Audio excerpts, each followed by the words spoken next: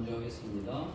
그들이 가버나움에 들어가니라. 예수께서 곧 안식일에 회당에 들어가 가르치심에 곧 사람이 그의 경우에 놀라니 이는 그가 가르치시는 것이 권위 있는 자와 같고 서기관들과 같지 아니함이니라. 마침 그들의 회당에 더러운 귀신 들린 사람이 있어 소리질러 이르되 나사렛 예수여, 우리가 당신과 무슨 상관이 있나이까? 우리를 멸하러 왔나이까? 나는 당신이 누구인 줄 아노니 하느님의 거룩한 자니라. 예수께서 꾸짖어 이르시되 잠잠하고 그 사람에게서 나오라 하시니 더러운 귀신이 그 사람에게 정령을 일으키고 큰 소리를 지르며 나오는지라. 다 놀라 서로 물어 이르되 이는 어찌미냐? 권위 있는 새 교훈이로다. 더러운 귀신들에게 명한즉 순종하는도다 하더라.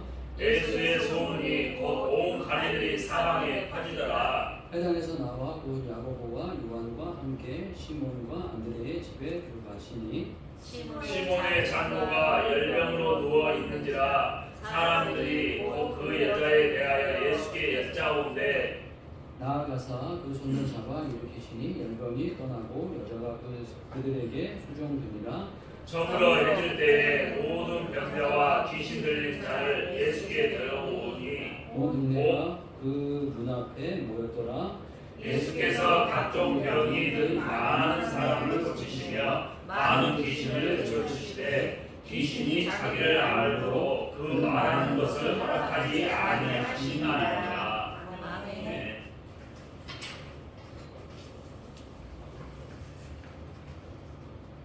오늘은 번역자라는 제목으로 말씀을 나누려고 하는데요. 예수님이 가시는 곳마다 새로운 어떤 변화가 일어나고 새로운 어떤 표현하면 혁명이 일어나게 됐다라고 이렇게 표현을 하고 있습니다. 그래서 또 사도행전에서 보게 되면 너희가 오직 성령이 너희에게 임하시면 너희가 권능을 받고 예루살렘과 온 유대와 사마리아와 땅끝까지 이르러 내 증인이 되리라 하시니라 라고 말씀하시는데 여기 권능이 듀나미스라고 해가지고 듀나미스가 나중에 그 무슨 단어로 나오냐면 다이나마이트가 나옵니다.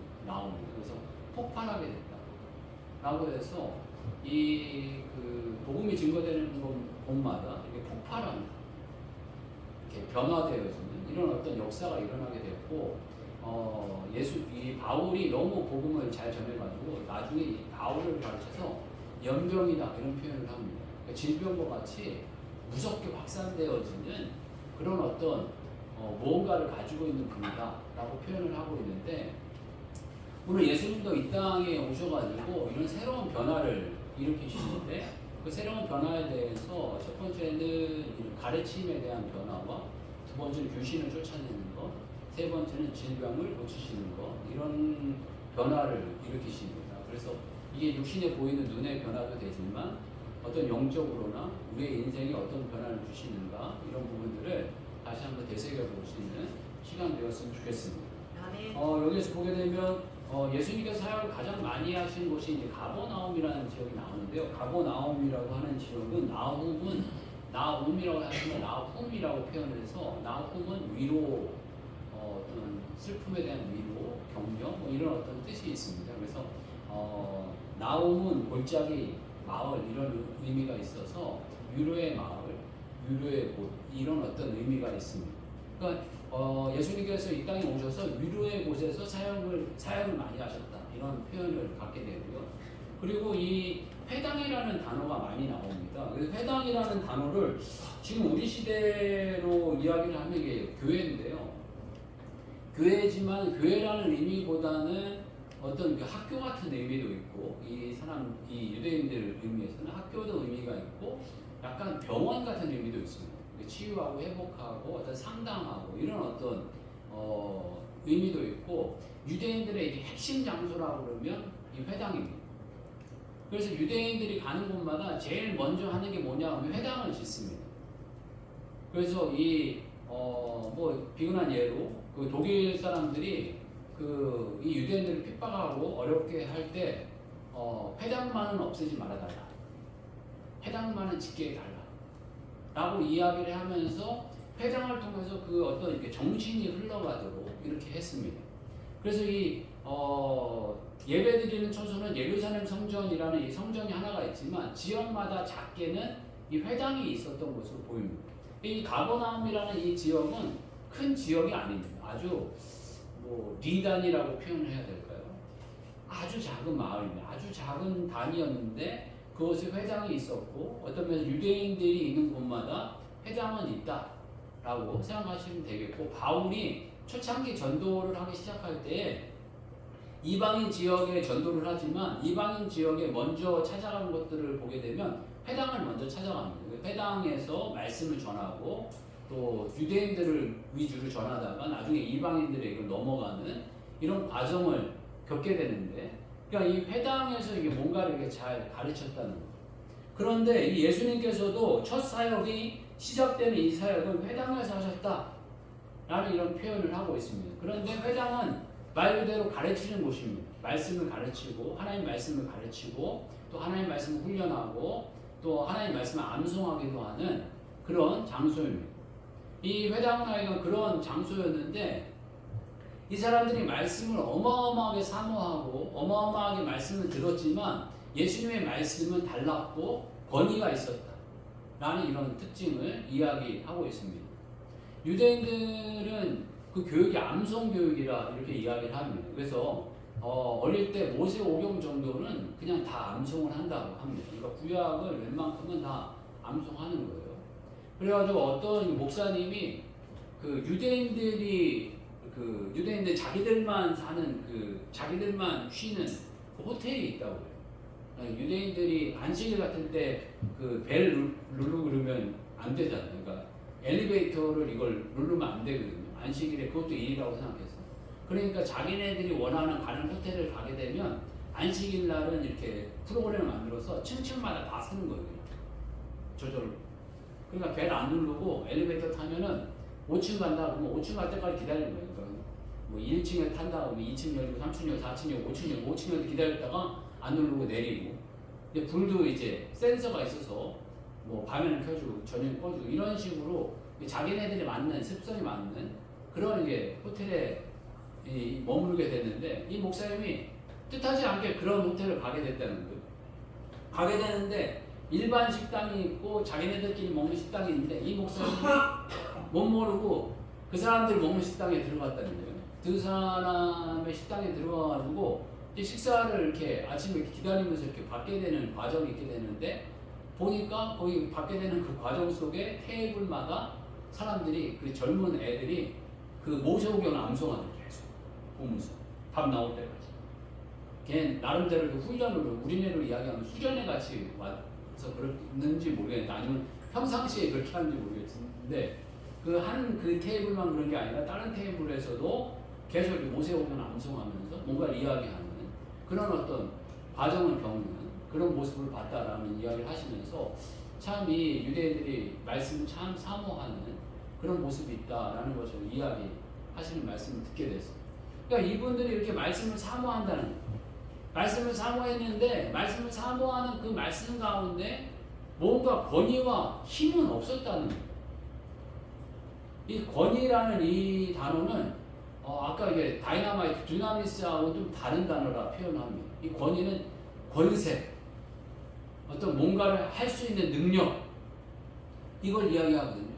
그래서 이 권위라고 할 때 이 권세라고 이렇게 표현을 할 때 또 우리가 잘 아는 단어, 그 말씀 가운데 나타나는 게 영접하는 자고 그 이름을 믿는 자들에게는 하나님의 자녀가 되는 권세를 주셨습니다. 이 권세가 같은 권위, 권세, 이게 이제 같은 단어를 쓰고 있습니다.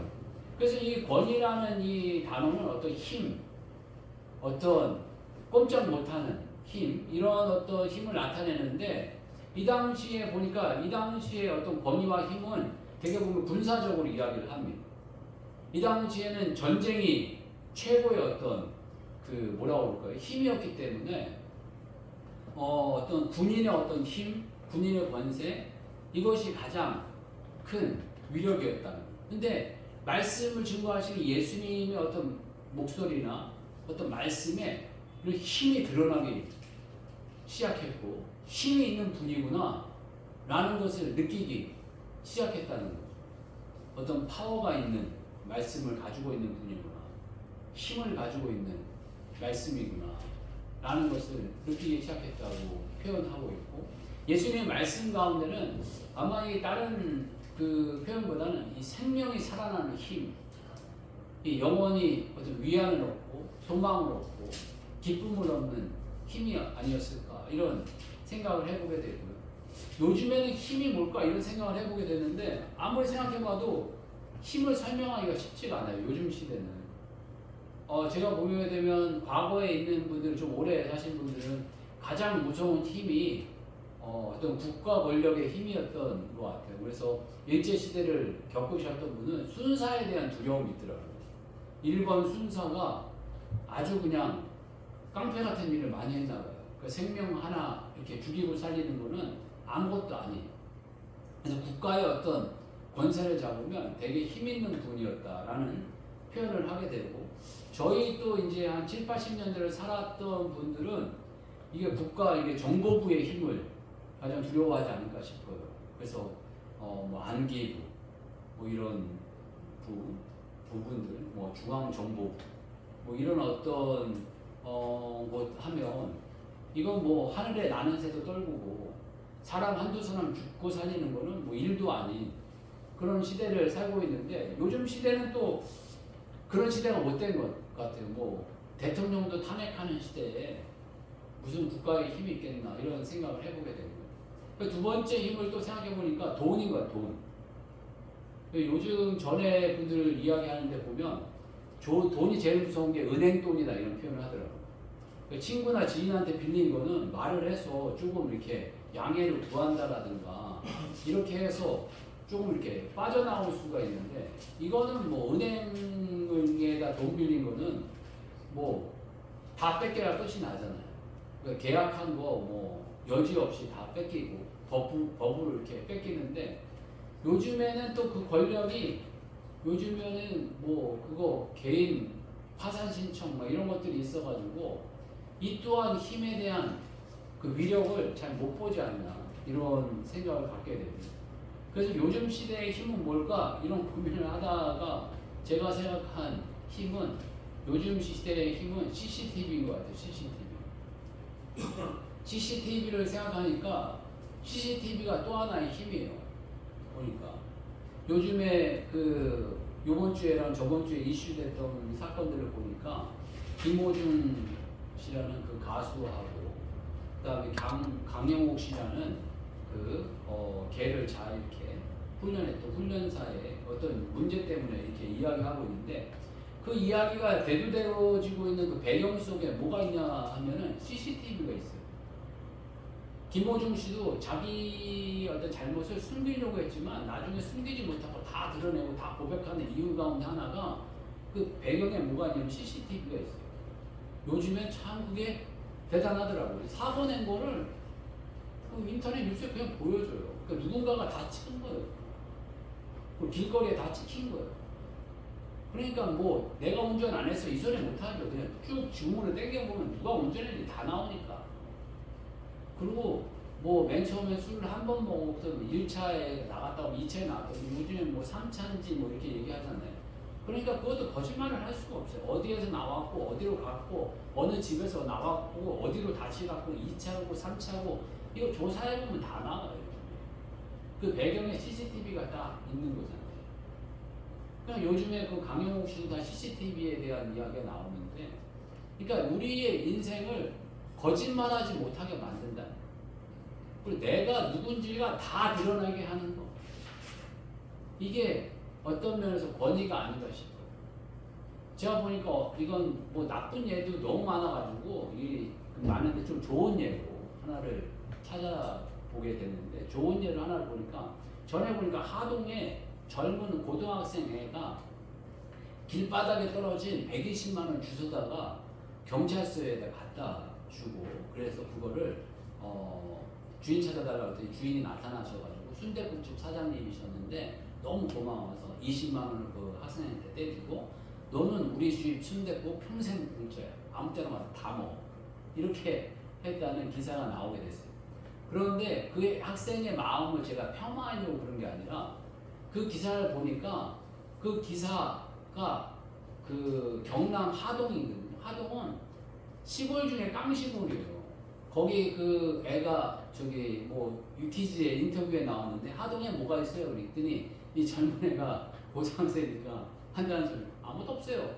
그래서 하동에 아무것도 없어요.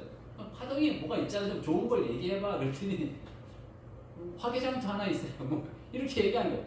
깡시골에 진짜 아무것도 없어요. 거기 화개장터도 아무것도 아닌 그런 시골이에요. 그런데 제가 얘기하고 싶은 건 뭐냐면 그 사건을 CCTV로 다 찍었어요.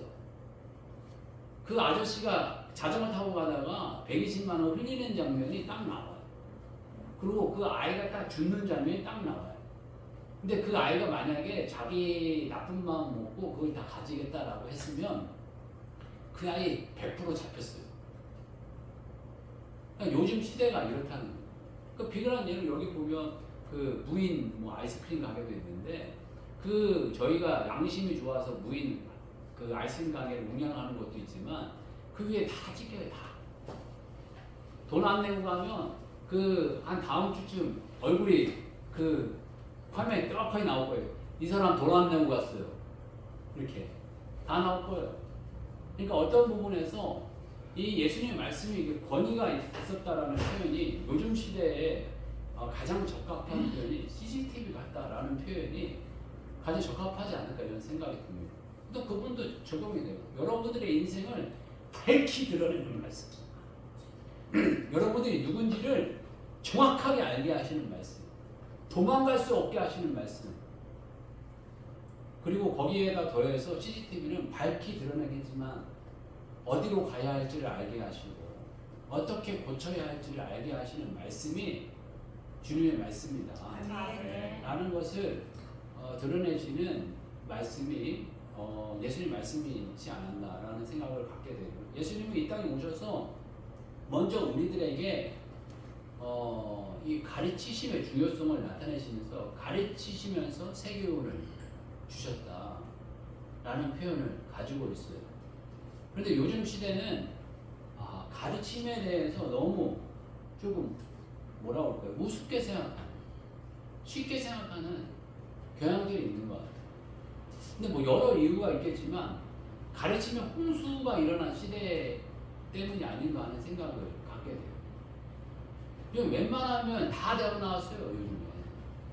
젊은 애들 뭐 20대에 대학 안 나온 친구들 훨씬 없을 것 같아요. 특별한 어떤 마음이라든가 어떤 계획이라든가 어떤 생각을 갖지 않으면 대부분이 뭐 7, 80% 이상 다 대학 나온 상황이 아니었나 이런 생각을 갖다 보니까 뭔가 이렇게 배우는 거에 대해서 이렇게 학생들이 열린 마음이 있기도 하지만 섣불리 다가서지 않는 것 같아요. 옛날 같이.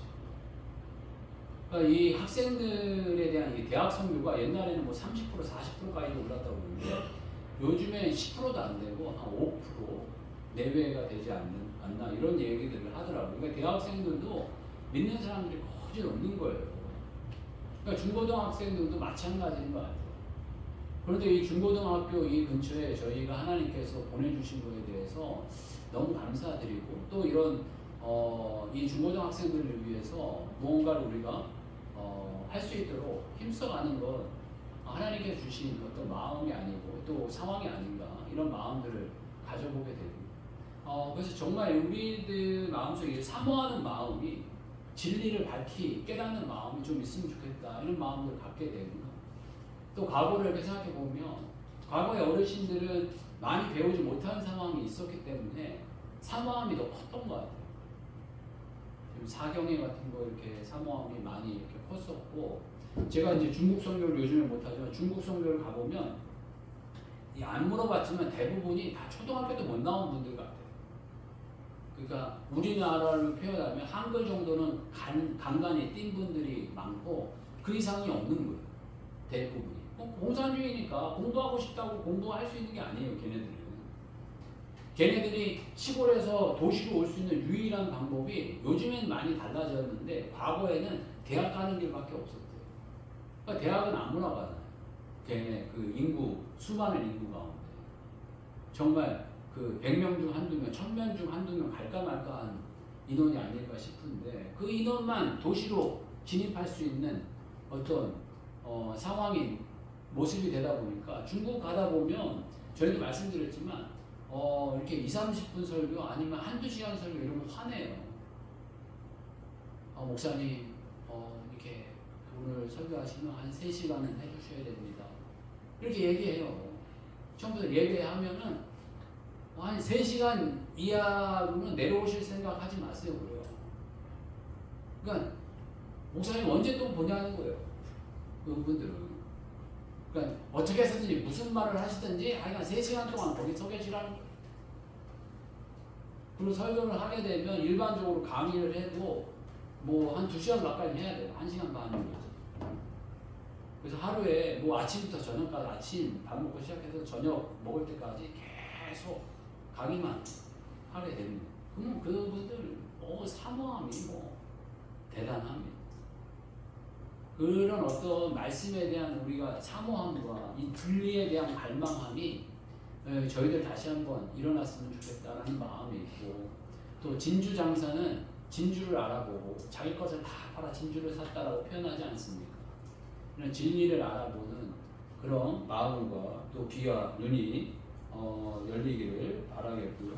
또 예수님께서 하신 일들 가운데 이 두 번째 일을 보게 되면 귀신을 쫓아내셨다 이렇게 표현을 하고 있습니다. 특히 마가복음에서 귀신을 쫓아냈다 이런 표현들을 많이 합니다. 여기에서 보게 되면 회당에서 바로 귀신 들린 사람이 있어 귀신을 쫓아냈다 이렇게 표현하고, 이 밑에도 보게 되면 34절 말씀 보게 되면 예수께서 각종 병이 든 많은 사람을 고치시며 많은 귀신을 쫓아내시고, 귀신을 쫓아냈다 이런 표현들을 정말 많이 하세요. 특히 마가복음이 그래요. 그리고 제자들을 부르실 때 제자들을 선택하셔서 귀신을 쫓아내며 전도도 하고 고치고 이런 어떤 표현을 많이 하십니다. 그런데 요즘 시대의 귀신이 뭘까 이런 생각을 해보면 이게 과거의 어떤 정신적인 질병을 통틀어서 이 귀신 이런 표현을 많이 했던 것 같아요. 어떤 면에서 정신적인 어떤 상태들, 문제 있는 상태들, 이런 상태들이 약간 귀신 쪽으로 이렇게 다 몰아내시고 묶어서 이야기하신 게 아닌가 이런 표현이 들게 되고, 뭐 성경 말씀에 모든 질병이 다 나오는 건 아니지만 귀신과 정신적인 질병에 대해서 구분을 안 하세요.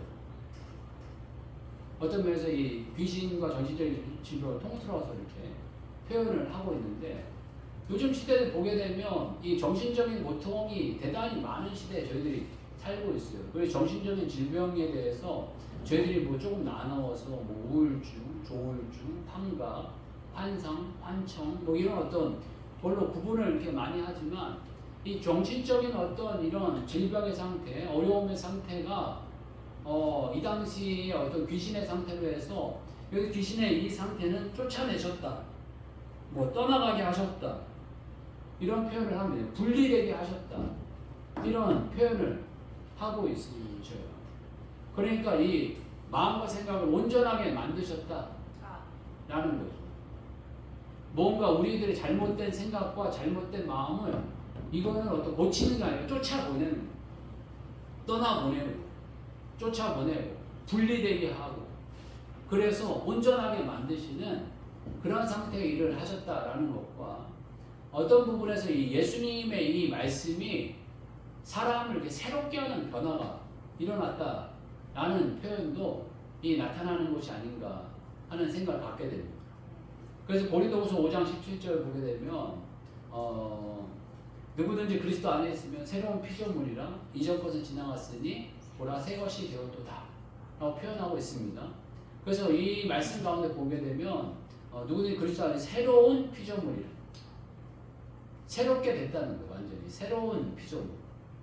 어쩌면 귀신이 떠나갔다라는 이런 표현은 새 피조물을 만드신다, 새 피조물이 되게 하신다 정신적인 어떤 고통과 억압과 질병 가운데 온전하게 하신다 라는 이런 말씀이 아닌가 이런 생각을 갖게 됩니다. 과거에 저희들 가장 이런 그 정신적으로 잘못된 생각과 판단 가운데 하나가 종교적으로 보게 되면 인신 제사를 많이 합니다. 사람을 들여서 제사를 하는 거예요. 과거에는 농경사회인 경우들이 많았기 때문에 자녀들을 많이 낳는 것이 재산이었어요. 그런데 자녀들을 많이 낳다 보니까 자녀가 소유물로 생각하고 어떤 면에서 이 자녀들을 도구로 생각하는 거예요. 그러니까 이 풍요와 자산을 위해서 자식을 바치는 거예요. 그게 이 곳곳마다 이런 어떤 모습들이 많이 나타났던 것 같아요. 그리고 우리나라도 전래동화를 보게 되면 신청전이 그 대표적인 어떤 모습이 아닐까 싶습니다. 그래서 이 신청이를 인당수에 빠뜨려서 제사를 드림으로 말미암아서 풍랑을 얻게 하고 많은 이득을 보게 하려고 하는 계획을 세우고, 그런데 이제 뭐 그 전래동화에서는 용왕님과 살렸다라고 표현하는데, 이런 어떤 형태의 모습이 우리나라에도 있었을 뿐만 아니라 곳곳에 많이 있었다는 거예요. 어쩌면 일본이라든가 이런 나라도 분명히 있었을 거고, 제가 뭐 구체적으로 알지 못하지만 이 중국도 그렇고 이 한국도 그렇고 주변에 어떤 이 성경이 그 중심이 됐던 중동 지역의 이 주변에서도 이런 일들이 많이 있었던 것으로 표현하고 있습니다. 그렇지만 그것을 변화시키시는 계기, 새롭게 하는 계기가 예수님의 이 말씀에 의해서 변화되어지고 새롭게 되었다라는 것입니다. 그래서 우리나라의 이 과거에서도 보게 되면 우리나라 이 사람들이 신분제도가 있었잖아요. 양반이 있었고 평민이 있었고 상놈이 있었고 그 다음에 아예 불가촉 천민 같은 백정이라는 거, 이런 사람들이 있었지만 그런 어떤 라인이 다 깨어졌잖아요. 얼마 전까지만 해도 어떤 분이 그런 얘기 하시더라고요. 그분도 이씨였는데 이씨인 분이 정육점을 아들이 하려고 했대요. 그랬더니 그 문중 어르신들이 다 말리는 거예요. 이 백정이 하는 일을 네가 왜 하냐. 그래갖고 집안 어르신들이 말리고 말렸는데 결국엔 뭐 그 아들이 뭐 원하는 거니까 했다라고 이제 표현을 하게 되는데, 그런 표현을 이야기 듣는데 아직도 그런 마음들이 있는 거예요. 남아 있는 거예요. 저희 시대에. 그런 시대를 변화시키게 해주시고 새롭게 해주시는 거, 말씀이 우리를 이렇게 새롭게 했다라는 겁니다. 저희들의 이 삶 가운데 정말 하나님께서 저희 잘못된 사고, 정말 이 귀신이 쓰인 것 같은 이 어리석은 사고를 하나님께서 새롭게 하신다라는 것은 기억했으면 좋겠고요. 마지막으로 보게 되면 이 모든 질병을 고치셨다 라고 표현하고 있습니다. 34절 보게 되면 예수께서 각종 병이든 많은 사람을 고치시며 많은 귀신을 내쫓으시되 귀신이 자기를 알므로 그 말하는 것을 허락하지 아니하십니다. 표현하고 있습니다.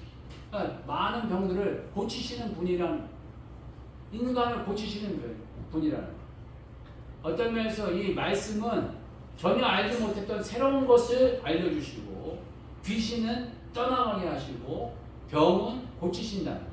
병은 어떤 떠나가게 하는 것도 있지만 고친다는 것은 있는 그대로를 새롭게 한다라든가, 불완전한 것을 완전하게 한다라든가, 활동하지 못하는 것을 활동하게 한다라든가, 이런 어떤 의미를 가지고 있다는 거예요. 그러니까 우리의 어떤 과거의 어떤 잘못된 어떤 사상과 이런 것을 벗어나게 한다라고 표현한다면 어떤 잘못된 동력을 바른 동력으로 바꿔주신다라는 거예요. 이게 육신적인 어떤 질병이 걸려있는 거, 질병이 걸려있으면 어떤 면에서 시간이 지나면 고쳐지는 것도 있지 않습니까?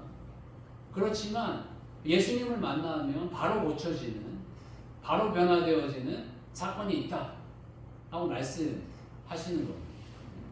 이 많은 사람들이 예수 믿는 사람들은 예수 그리스도의 말씀, 하나님의 뜻, 성령의 인도하심 이렇게 따라서 우리가 살아가게 되지만 사람들의 이 원동력이 뭔가 다른 게 심어질 때가 있어요. 예수 그리스도를 믿어도 돈이 원동력일 때가 있어요.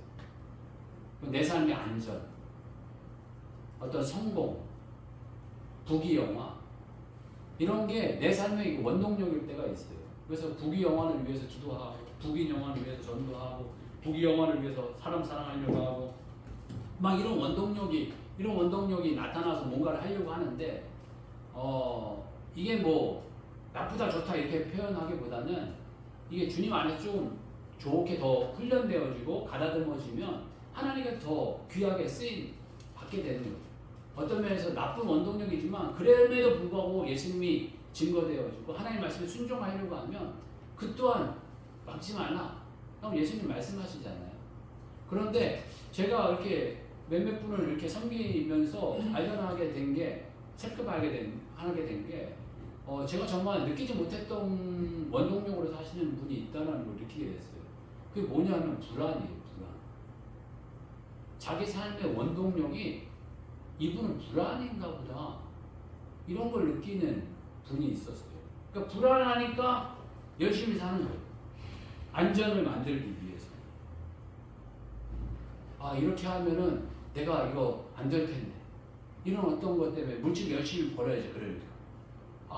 내 불안정 요소를 없애기 위해서, 그러니까 늘 안전을 요구하시는 분이, 이분이 그 불안이 이분의 삶의 동력 가운데 하나인가 보다. 이런 느낌을 갖게 됐어요.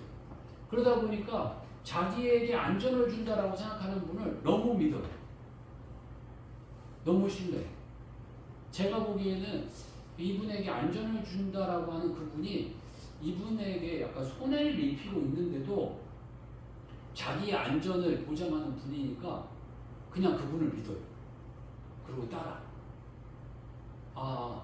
이런 모습이 나타나는구나 라는 것을 느끼게 됐어요. 그래서 이분은 안전을 추구하는 분이기 때문에 변화를 원하지는 않지만 변화가 일어나면 바로 또 거기에 잘 적응하시더라고요. 자기 안전하도록 활동 범위와 이런 걸 만들어서 빨리 안전으로 돌아가도록 이렇게 행동하시는 거를 느끼게 됐어요. 그러니까 이게 좋다, 나쁘다 이렇게 평가하려고 제가 말씀드리는 게 아니고 이 또한 매인다는 거죠. 그리고 예수님 의지하면 우리의 가치와 방향이 바뀐다는 거죠. 불안이 사라지고 어떤 면에서 예수님 안의 안전을 생각하면서 더 나은 선택을 할 수 있다는 거예요. 그분이 이분은 나에게 안전을 주는 분이야라고 생각해가지고 필요 없는 물질을 허비하고 필요 없는 것들을 구체적으로 말씀드리기는 그렇지만 아이가 그런 일들을 하더라고요. 지나친 어떤 허비들을 하는 것을 발견하게 됐어요. 그런데 그걸 제가 끊어버리세요. 이렇게 이야기하기가 그런 거예요. 일단은 이분이 불안해하니까. 그래서 일단은 이걸 유지하지만 이분을 조금 더 마음의 안정과 위안을 얻기 위한 선택과 결정이 무언가를 제가 조금 더 고민해야 되겠다. 이런 생각을 갖게 되었습니다. 여러분들의 활동에, 여러분들의 움직임에 원동력이 뭔가 여러분 한번 여쭤보세요. 가장 좋은 건 예수님의 말씀이고 예수님께 주신 사명이고 예수님께서 우리들의 기대하시고 소망을 향해서 달려가는 거 이게 가장 아름다운 거예요. 그런데 여러분들이 생각하는 그 원동력의 그 근원이 이분같이 불안이라든가 혹시 헛된 물질이라든가 이런 거면 여러분이 넘어질 때가 있어요. 물질이라고 한다면 나중에 지나친 물질을 더 벌려고 하다가 물질의 손해를 보시는 경우가 있을 거예요. 그리고 물질을 나누어야 될 때 못 나누는 마음은 반드시 있을 거예요. 성공을 원하면 분명히 다른 사람을 상처 주고 밟아버리고 이런 어떤 마음이 분명히 있을 거예요. 여러분들의 마음에 최고의 가치와 방향성이 무언가를 한번 점검해 보시고 정말 주님 의지하면 예수님 믿으면 이러한 모든 것이 고쳐지고 또 새로운 가치, 또 분명하고 건강하고 여러분들을 정말 유익하게 하는 여러분들을 정말 행복하게 하고 건강하게 하고 아름답게 하고 능력 있게 하는 가치를 주님께서 주신다라는 확신을 가지고 걸어가시는 주의 종들 되시길 주님 축복합니다. 같이 한번 기도할 때 저희들 예수님 새롭게 하시는 분이신데 저희들 안에 헛된 것들을 버리고 주님 안에 참 새로워지는 삶이 되게 해달라고 같이 한번 기도하겠습니다. 주여 한번 외치고 다시 기도하겠습니다. 주여